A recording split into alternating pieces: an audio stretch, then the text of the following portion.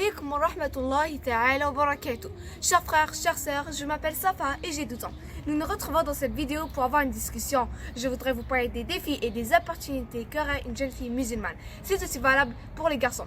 Il y a des tonnes de défis, mais j'en ai choisi 3. Alors, défi numéro 1, pratiquer notre religion. Ça comprend la salat, lire, apprendre le Coran, la sadaqa et le silat ar-rahim. Défi numéro 2, résister à l'influence des amis. Et finalement, défi numéro 3, l'importance de bien utiliser les réseaux sociaux. Défi numéro 1, pratiquer notre religion. Alors, commençons par la salat. La salat, c'est la fariḍa la plus importante. La fariḍa qui a été demandée dans le ciel et non sur terre comparée aux autres ta'at. Allah subhanahu wa ta'ala l'a demandé directement à notre prophète sallallahu alayhi wa sallam sans passer par le biais de l'ange Jibril lors de l'Isra wal Mi'raj.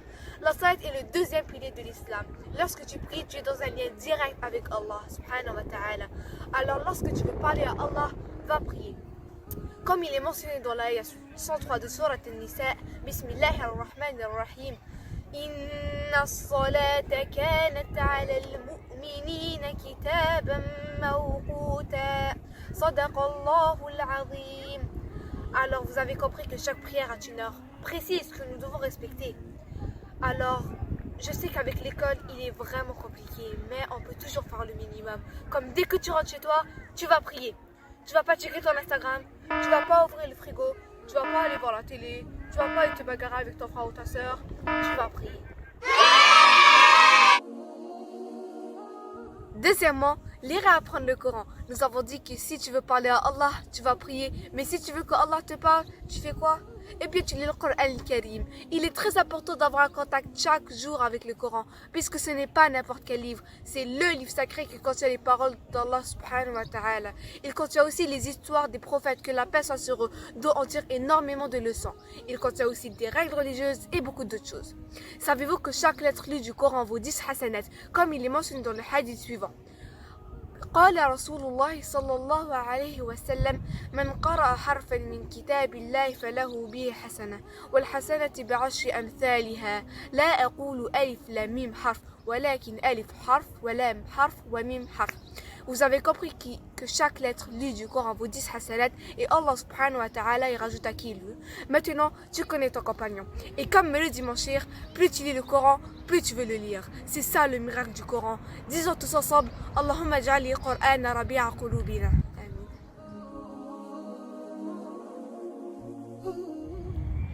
Le troisième point est la sadaqa. La sadaqa consiste à donner un don à des gens dans le besoin. Mais il existe plusieurs autres sortes de sadaqa.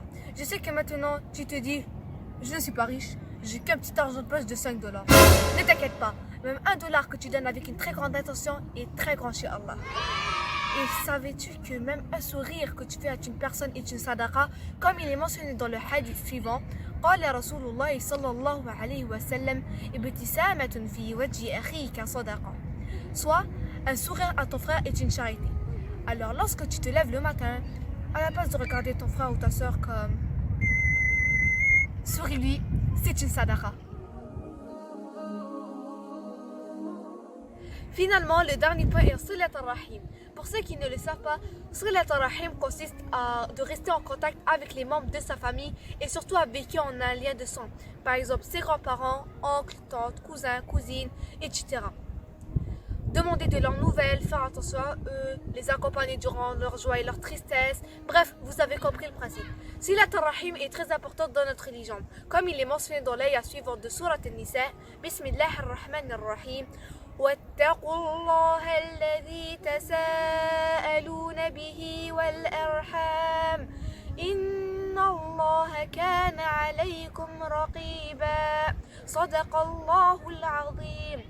Vous avez compris que nous devons craindre Allah et de ne pas rompre les liens de sang puisqu'il nous observe parfaitement. De plus, قال رسول الله صلى الله عليه وسلم من كان يؤمن بالله واليوم الآخر فليصل رحمه. Alors celui qui croit en Allah et le jour du jugement dernier, qu'il garde les liens avec sa famille et proches. Je sais que la majorité d'entre nous ont leur famille à l'autre bout du monde, mais j'ai l'arme ultime, le téléphone. Il existe des tonnes de réseaux sociaux que nous pouvons utiliser pour rester en contact avec notre famille. Donc, ne cherchez pas d'excuses. Ton cousin qui a malheureusement cassé ta PS5, tu lui parles quand même. Ta khalti qui a malheureusement énervé ta maman, ce n'est pas ton problème, donc tu lui parles quand même. Passons maintenant au deuxième défi qui est de résister à l'influence. Je suis sûre que vous savez très bien que l'humain est très influençable. Tout d'abord, l'influence peut être bonne comme mauvaise. Être accompagné d'une mauvaise personne pourra avoir un impact sur toi. C'est pour ça qu'il est beaucoup mieux de s'entourer de gens dont nous partageons les mêmes valeurs. Si ton ami t'encourage à faire le bien, ça veut dire que c'est un vrai ami. L'amitié peut être un très grand trésor si on sait choisir ses amis, bien sûr. On l'appelle en arabe as-sohbatul hasana. Dans le principe, ça veut dire qu'il faut avoir une bonne fréquentation qui t'aidera à bien pratiquer ta religion. Mais pour trouver un ami qui te mènera vers le haut et non vers le bas, il faut savoir quelles sont tes propres valeurs. Qu'est-ce qui est important pour toi? Ça ne veut pas dire que tu n'as pas le droit d'avoir des amis d'une religion ou d'une origine différente. L'important, c'est qu'ils te respectent et que tu le respectes. Oh, déjà au dernier défi. Ok. Donc, de nos jours, un jeune enfant de 10 ans aurait des réseaux sociaux. La majorité du temps, ces gens de si jeune âge n'en ont pas besoin. Parlons de mon expérience personnelle. Dans ma classe, tout le monde a des réseaux sociaux et la majorité l'utilise mal. On m'a toujours posé la question si j'en avais. Ma réponse était non. C'était toujours suivi par pourquoi. Est-ce que c'est tes parents qui ne te laissent pas? Mes parents m'ont convaincu que pour l'instant, ceci ne répondait pas à mes besoins. C'est vrai que pour être honnête, je n'étais pas très convaincue. Je me sentais un peu marginalisée par rapport à mes amis. Mais avec le temps, j'ai compris par moi-même que mes parents avaient raison. Puisque maintenant, j'avais plus le temps à consacrer à mes cours de Coran à l'école coranique. J'avais du temps à consacrer à ma propre famille. Je dormais tôt, remettais mes travaux tôt. En tout cas, je me sentais bien.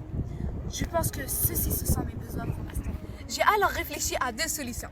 La première solution, ne pas avoir des réseaux sociaux. Et la deuxième solution, en avoir, mais bien les utiliser. Puisque dans toute chose, il y a le bon et le mauvais.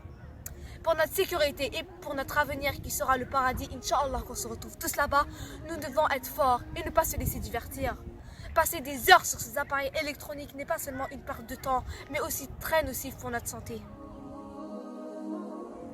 Nous avons fini, mais avant de vous quitter, permettez-moi de vous dire, soyons sages, soyons responsables, soyons de bons musulmans, faisons en sorte que notre passage sur terre serve à quelque chose. Tu penses que si notre prophète sallallahu alayhi wa sallam n'aurait pas été sage, gentil, généreux, honnête et j'en passe, que les gens l'auraient cru? Tu n'as pas besoin de courir derrière les gens et de leur apprendre l'islam. C'est ton comportement qui doit le montrer. Je sais que tu te demandes comment tu vas réussir à faire tout ça. Eh bien, obéir à ses parents et leur raconter tout, mais alors tout va vraiment t'aider. C'est vrai que tu auras droit à des Ya Willy, Ya Rabbil Tufbiya. Mais ce n'est pas grave, tais-toi, l'orage il va passer. Après tu auras droit à des conseils, de l'aide, des solutions à tous tes problèmes pour toute la vie. Et n'oublie pas, Wala taqul lahuma uffin. Si vous êtes dans la même situation que moi ou que vous avez apprécié la vidéo, n'hésitez pas à liker.